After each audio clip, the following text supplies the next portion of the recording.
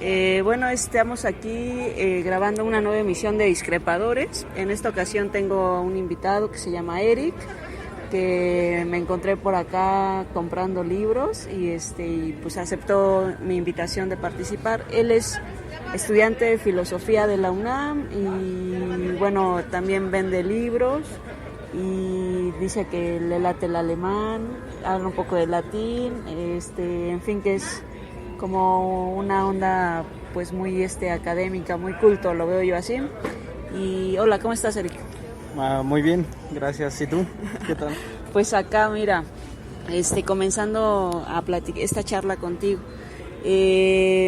Discrepadores es un programa que intenta motivar la literatura a partir de la recomendación de algún libro, algún texto, algún autor. Entonces no sé si nos quieres platicar de tu autor. En este caso no vamos a hablar de un solo texto, sino que me vas a platicar varias cosas de tu autor preferido. ¿Te late? Sí, desde luego. Pues para empezar, gracias por tomarme en consideración para este proyecto. Es importante que se estén haciendo ciertos lugares donde se difunda la cultura y también la lectura que le hace mucha falta a este país, que es principalmente nuestra arma, ¿no? Bueno, uno de mis autores favoritos, hay varios, pero creo que el que más me ha enseñado muchas cosas es Henry Miller.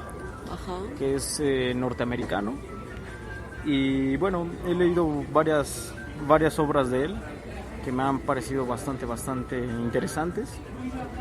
Entre ellas figuran Trópico de Cáncer, Trópico de Capricornio, Primavera Negra, Sexus Nexus Plexus, Al cumplir 80, El Coloso de Maruzzi, La risa al pie de la escalera. Y bueno, estoy tratando de conseguir, solamente que no lo han sacado, bueno, no lo han editado otra vez, El tiempo de los asesinos, un escrito sobre Rimbaud, este poeta francés que también es bastante bueno. No, pues has leído un montón de Miller, yo creo que mucha de su obra. ¿Por qué te gusta tanto? Bueno, ¿Qué te llama la atención de este autor? Bueno, a mí me empezó a cautivar Henry Miller por una vez que estábamos estaba bebiendo con mis amigos. Ajá. Y uno de ellos, que se llama Isidro, que también trabaja aquí, estábamos ahora sí que en la peda. Ajá. Y empezó a recitar un fragmento del Trópico de Cáncer,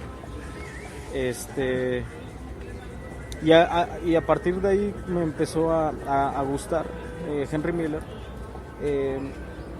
Después ya empecé a leer por mi cuenta, el Trópico de Cáncer y Trópico de Capricornio. Y lo que me gusta de Henry Miller es que es cínico, es sincero.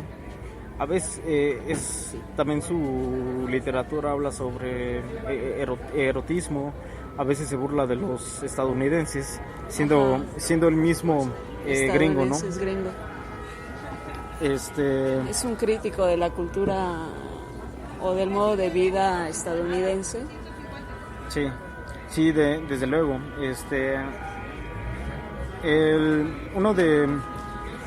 Una de sus obras, que es El Coloso de Maruzzi, fue donde más se dio cuenta de, pues no sé si es odio a los Estados Unidos, pero sí más bien ese prototipo de cultura que otras personas, como en Grecia, como en Italia, como en otras partes que conoció Henry Miller, tienen de los gringos, ¿no? Y que esa supuesta felicidad que da a partir que en Estados Unidos se vive bien, que todo tiene que haber una ganancia monetaria. El sueño americano, ¿no? Que nos venden. Sí, exacto. Y eso es algo que detesta Henry Miller. Y sí, y bueno, también a veces es un poco machista, en cierto sentido, pero vamos, o sea, llega un punto donde nada más se está burlando tanto de él como de las otras personas, ¿no? Lo que él trata, y es aquí un poco donde se combina su machismo, es que también las mujeres y también los hombres, ¿no? Pero en ese sentido siguen moralizando su cuerpo, siguen moralizando su vida, y no dejan de ser y para Henry Miller, tal como más o menos haciendo un poco de interpretación, pues eso les impide entregarse al momento, al disfrute. Eso, claro, eso se ve más claro leyendo, ¿no? Leyendo sus obras y quitándose un poco de prejuicios, porque algunas veces sí te sorprende, ¿no? Pero a veces también lo que hay que tener en cuenta, que Henry Miller lo que hace, por ejemplo, en los trópicos, es literatura. Se le critica que tal vez esté siendo un fanfarrón o todo eso, y lo que Henry Miller dice, y creo que cualquiera que entienda lo que es la literatura como tal, es de que a veces se necesita la fantasía. Fantasear.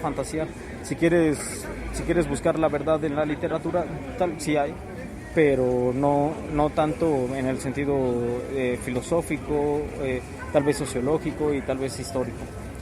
Aquí pues, la literatura, lo que da la literatura es poder jugar con las palabras, con las acciones, con las personas. La imaginación, ¿no? Uh-huh. Y muchos amigos de Henry Miller se enojaron con él por sus obras, porque se burla de todos, incluso del mismo. Pero ¿Del intelectual o como persona o como...? Henry Miller ataca de todos lados, se agarra parejo. Y eso es algo que también se rastrea mucho con Nietzsche. Esta idea de la moralización del cuerpo, de la moral cristiana, me imagino que también hay una crítica ahí, ¿no? Sí, con los cristianos, con los judíos, con otras culturas, pero principalmente es contra los judíos y contra los cristianos. Y bueno, o sea, desde mi postura es delicioso leer a Miller. Se siente demasiado, se siente desde sus primeras líneas, su energía, su cinismo, pero todo eso se convierte en una especie también de amor, de amor por la vida, de esa valoración que se está perdiendo por la industrialización, por el capitalismo, por todo lo que se está haciendo, como bien dijiste, del American Dream. Uh-huh. Pero bueno, o sea, eso es lo que tiene Henry Miller. En Trópico, a mí una de las partes con las que me atrapó Henry Miller fue al principio del Trópico de Capricornio, que fue el primer libro que leí de él. ¿Recuerdas algo? Sí. Creo que lo he pasado una y otra vez porque me gusta, ¿no? Pero más o menos va así como... cito: a veces yo no tenía ninguna necesidad de Dios como el de mí. Cuando un amigo se convertía al cristianismo, me daba tanto asco. Si existiese ese Dios, me pararía tranquilamente donde estuviese, iría tranquilamente a su encuentro y le escupiría en la cara. Cierro cita. Bueno. Sí, es bastante crudo. Es crudo, es atrevido, ¿no? Sí. Esta cita que haces de Miller, pues yo creo que nos deja en claro el tipo de escritor que es, el tipo de autor irónico y contestatario, ¿no? Porque no sé cuál es el contexto histórico, en qué años, ¿no te acuerdas? Sí, 1931, 1932, que es cuando escribe Trópico de Cáncer, y 3 años después Trópico de Capricornio. Está en auge completamente lo que es el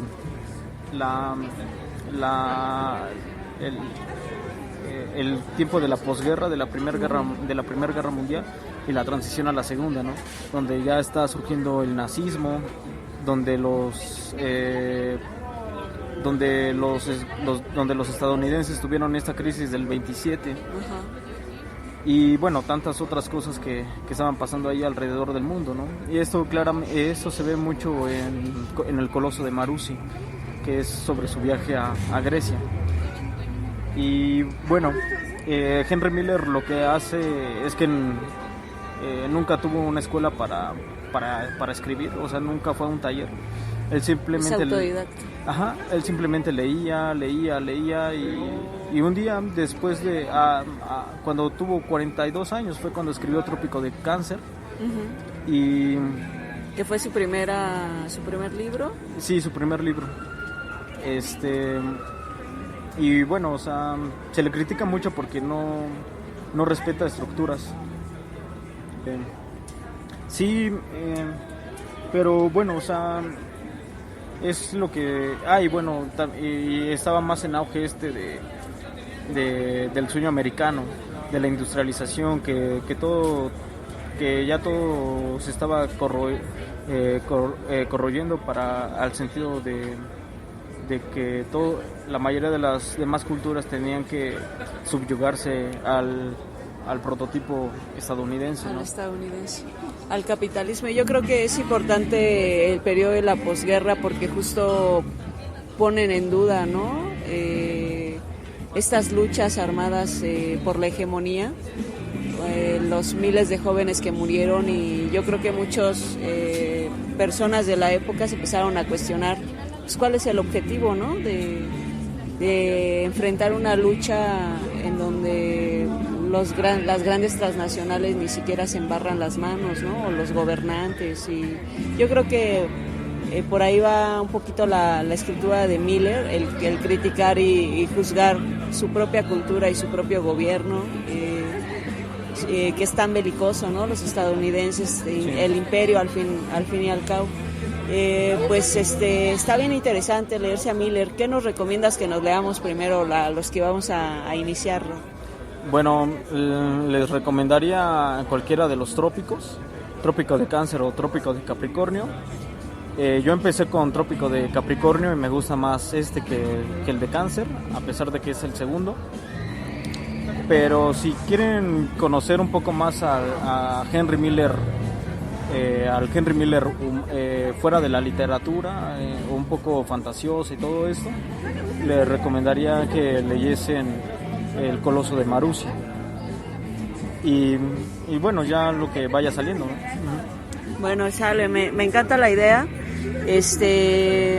sobre todo porque en el país en el que vivimos y en las circunstancias en las que se encuentra nuestro país es bien importante que leamos. Y yo creo que si leemos autores de este tipo que cuestionen la moralidad y lo que está establecido, pues es mucho más interesante porque te hace reflexionar. No sé qué piensas tú. Yo creo que estamos surgidos de que nos pongamos a leer de inicio, ¿no? Porque nos surgen un montón de cosas en México desde mi punto de vista. ¿Tú qué piensas al respecto? Bueno, de que es importante la educación, de que es importante leer, pero no solamente es leer por leer, también hay que entender y comprender el texto que se está leyendo, porque si no entendemos lo que este libro nos está diciendo o X cosa, esto empieza a tergiversarse la idea del autor que estamos leyendo, ¿no? Sea quien sea. Uh-huh. Y claro, desde niños hay que enseñarnos a leer, igual no leerse algo tan complejo, pero poco a poco. Y muchos lo que tienen es este miedo de bueno, acabo este libro y después ¿qué hago, no? Pues no pasa nada, simplemente a veces los libros te encuentran a uno. Exacto. No uno encuentra los libros, más bien los libros se encuentran a uno, ¿no? Y es precisamente lo que se tiene que hacer. Aparte, en un país como México, donde la cultura está dispersa, en donde dispersa entre comillas, pero a la vez centralizada. Es decir, dispersa solamente en las zonas metropolitanas, como es obviamente la Ciudad de México, como es Monterrey, como es Guadalajara, ¿no? Y ya los demás estados como que se quedan con poco, ¿no? O sea, con poco para leer, un poco de literatura. Y centralizada en el sentido de que, pues sí, en el DF tal vez seamos un poco dichosos al tener tantas librerías, tantos museos y dónde encontrar para cultura, ¿no? Para, en general. Ajá. Yo creo que sí, está bien cañón. Yo, por ejemplo, soy del Estado de México y en el Estado de México encontrarte, no sé, espacios culturales es bien complicado, ¿no? Hay que venir al DF, a la Ciudad de México para poder tener acceso, ¿no? A un tipo de cultura un poco más barata incluso que en otras partes, ¿no? de la ciudad. Pero bueno, ¿qué te digo? Pues que te agradezco un montón. No sé si quieras comentarnos un poquito. Hace rato fuera del aire me platicabas sobre tu proyecto de tesis, que me parece que está bien interesante. No sé si quieras decirnos tantito lo que estás haciendo, porque yo creo que tiene que ver pues con la realidad actual de nuestro país, que está nefastona, ¿no? Sí, desde luego. Aquí debe de entenderse que nos estamos yendo, nos está yendo mal y bueno, ¿no? Con relación a esto, pues la gota que derramó el vaso fue la muerte, la desaparición y posible muerte de los 43. Uh-huh. Y bueno, los que dejaron ahí tirados, ¿no? Y a uno que lo desollaron vivo, donde le quitaron el rostro completamente. Y aquí, pues bueno, o sea, no me gustaría hablar mucho de mi tesis, no, pero solamente, sí, bueno, o sea, digamos que no profundizar, pero el tema que te interesa para abordar en tu proyecto es justamente esta circunstancia, ¿no? Los 43 desaparecidos y en específico el caso de Julio César Mondragón, que es el chico que desollaron, como bien comentas, y que es una cuestión pues, aberrante, ¿no? Lo que ocurrió. Sí, desde luego, ¿no? Es una tristeza ver cómo nuestro país se está yendo y como dije, ¿no? O sea, esa fue cómo se está viniendo para abajo el valor de la vida aquí en México, cómo es que incluso nos burlamos, ¿no? Aunque es una constante del mexicano burlarse de la muerte. Sí. Aquí completamente se está llegando a ese límite donde ya ni siquiera es burla, ya indiferencia, claro, con respecto a lo que les está pasando a esas personas, ¿no?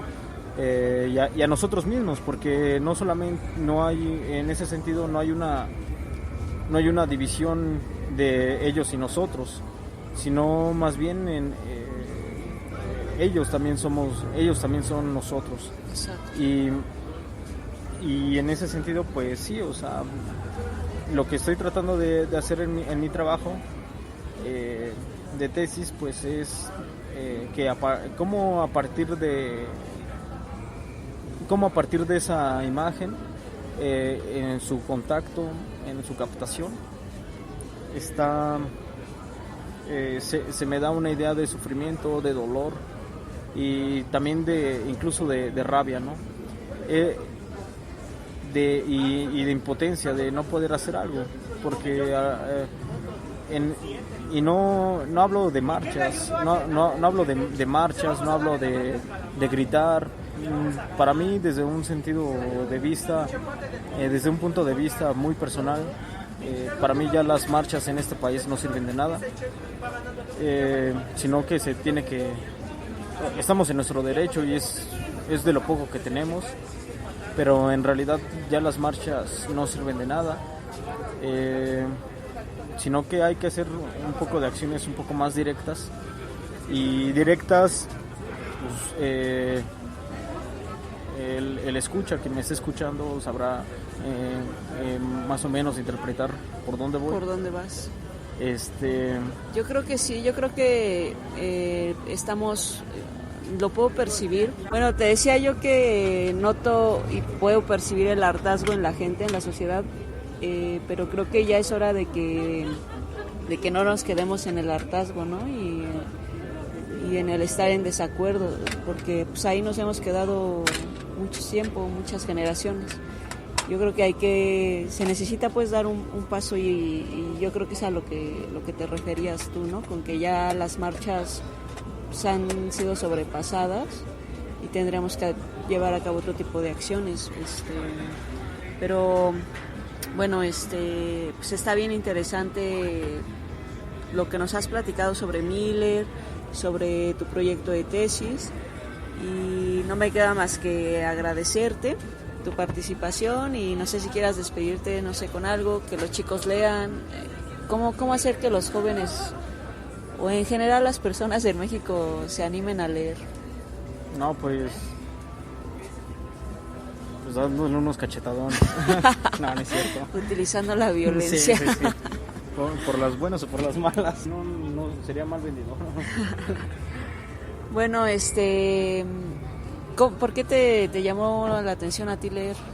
A ver, así cuéntanos rápidamente, ¿cómo te adentraste en este mundo tan maravilloso?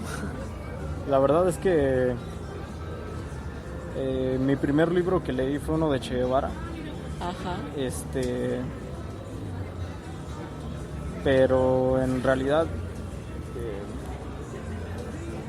no tengo una familia lectora. Uh-huh. Yo aprendí por mi cuenta, y pues no sé, una cosa llevó a la otra, y